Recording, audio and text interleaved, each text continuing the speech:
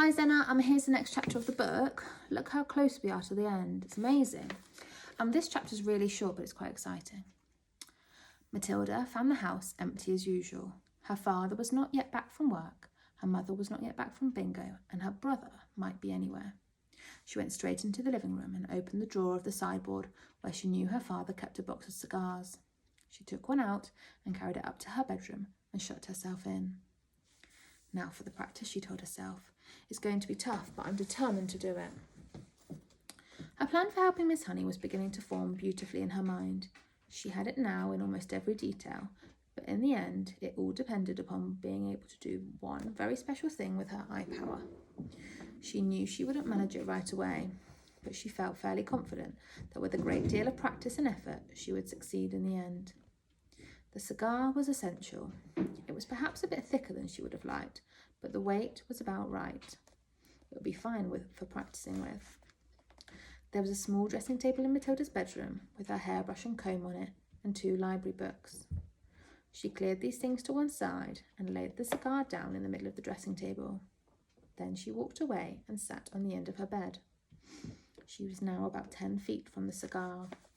She settled herself and began to concentrate, and very quickly this time she felt the electricity beginning to flow inside her head, gathering itself behind the eyes, and the eyes became hot and millions of tiny invisible hands began pushing out like sparks towards the cigar. "Move," she whispered, and to her intense surprise, almost at once, the cigar, with its little red and gold paper band around its middle, rolled away across the top of the dressing table and fell onto the carpet. Matilda had enjoyed that. It was lovely doing it. It had felt as though sparks were going round and around inside her head and flashing out of her eyes. It had given her a sense of power that was almost ethereal. And how quick it had been this time. How simple. She crossed the bedroom and picked up the cigar and put it back on the table. Now for the difficult one, she thought. But if I have the power to push, then surely I also have the power to lift. It is vital I learn to lift it. I must learn how to lift it right up into the air and keep it there. It is not a very heavy thing, a cigar. She sat on the end of the bed and started again. It was easy now to summon up the power behind her eyes. It felt like pushing a trigger in the brain.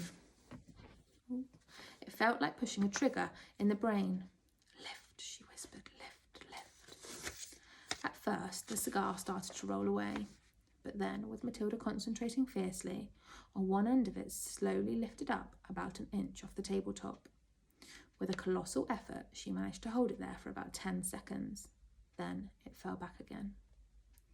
Phew, she gasped. I'm getting it. I'm starting to do it.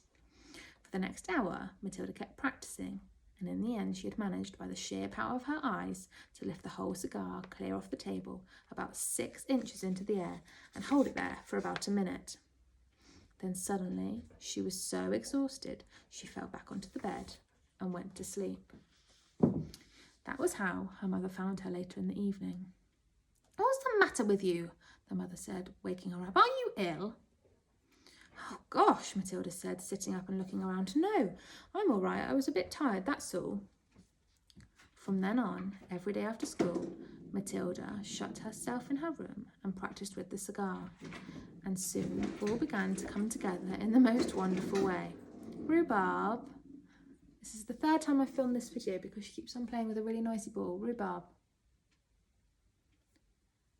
In the most wonderful way. 6 days later, by the following Wednesday evening, she was able not only to lift the cigar up into the air, but also to move it around exactly as she wished. It was beautiful. I can do it, she cried. I can really do it. I can pick the cigar up just with my eye power and push it and pull it in the air any way I want. All she had to do now was to put her great plan into action.